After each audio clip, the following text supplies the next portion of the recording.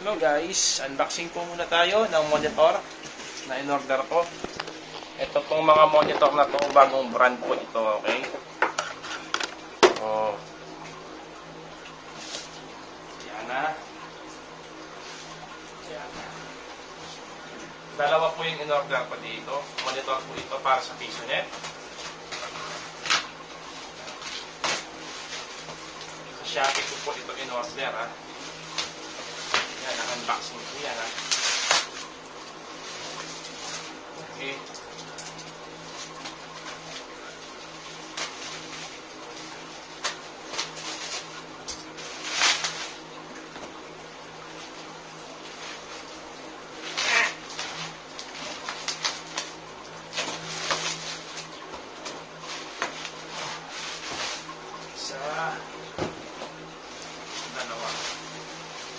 Box niya, LED series, yan o, IPS, yan, di ba? Yan na lang, tingnan nyo na lang. Sa side, ayan. Sa likod, okay, pareho lang. Sa side, parehas lang. So, ito yung naman niya. Ayun, nakita ko na yung tatak niya, oh, Yamigo. Yamigo. So nakita ko lang to sa Shopee, parang bagong monitor siya. So hindi pa ako nakakita ng ganitong review sa sa YouTube. So baka sakali ako pa lang yung first na mag-review nito. Okay. So yun. So yan, ha. Tingnan natin yung Yamigo monitor. 19 inches, IPS na agad. So sabi ko nga sa inyo yung binili kong Envision monitor. Okay. Oh, yan oh. Ito siya. Yan, meron siyang plastic parang protector. So hindi ko na muna aalisin 'to. Oo, kasi mas maganda na may plastic. Kasi yung sa labas yung PisoNet ko, minsan may naliligaw na pusa, iniihan yung monitor. Kaya nasira na yung iba. So ganyan siya, guys. Sa likod, hindi siya katulad ng mga ibang monitor. Ito meron siyang built-in na saksakan na. 'Di ba yung iba meron pang power cable. Tawag dito power cable. So itong power cable niya is nakarekta na siya doon mismo, oh. So ito siya sa likod, LED monitor. Okay. Yan. So meron na siyang mount dito. So, ilalagay ko, aalisin ko ito niya na maya. Sa PisoNet ko ilalagay. So, ito yung mga power button niya. Auto, menu, up, down, and power. Ito yung power. Okay? So, ito, hindi ko alam para saan ito. So, ayun sa likod. Meron din siyang VGA at saka HDMI.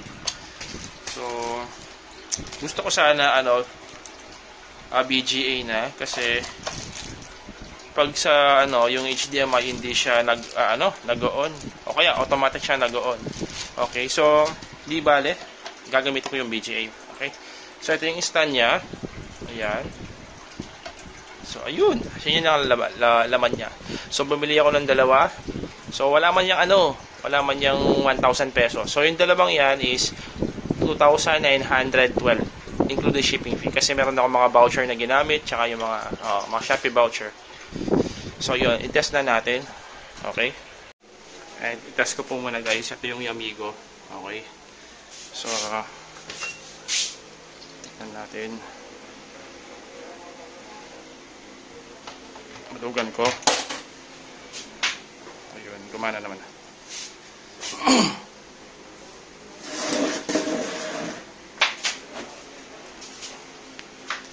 So ito yung display niya, nag-a-adjust pa.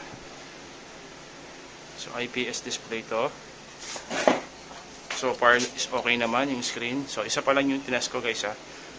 Yung isa yung mga dati kong yung mga lumang monitor. Think Vision, Lenovo, matitibay yan. Kaso nagpe-fade na yung kulay, eh. So ayan siya, oh. Ayan, liwanag. Oh, parang totoong IPS nga yung screen niya. O, medyo matingkad kasi, tignan. Okay. Yan o. Namang weather forecast na to.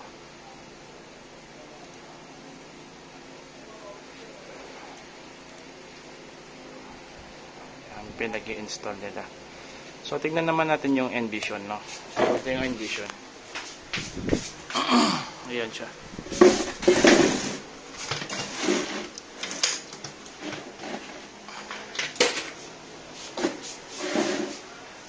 So, pareho lang sila 19 inches.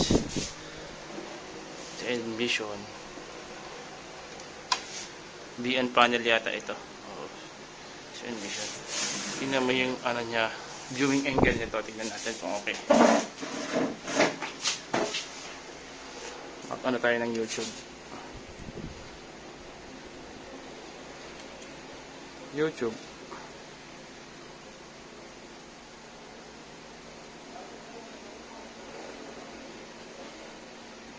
Ito mga ano, sample lang. Yan o. Diba? Viewing angle. Ayan o. Sabi niya 178 viewing angle, diba? So, IPS nga siya. Maganda yung viewing angle eh. Oh. Yan yung Yamigo monitor. Resolution niya is 1440 by 900. By 900, okay. Ayan. Okay. So, ito naman yung Envision. Halos magkasing price lang. Medyo madilim itong Envision, guys. Ito lang. Check natin, ha.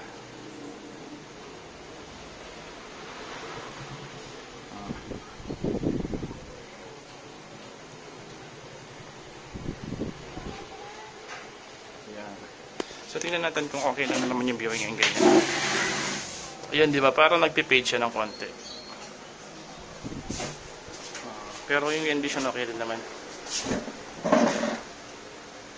Pero at least, parang visible pa rin naman yung viewing angle.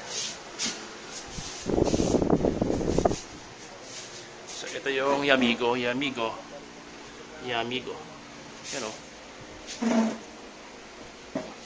Maliwanag sa ano, di ba? Sa malayo. Skip natin ito. Okay natin. Pala yung Roblox.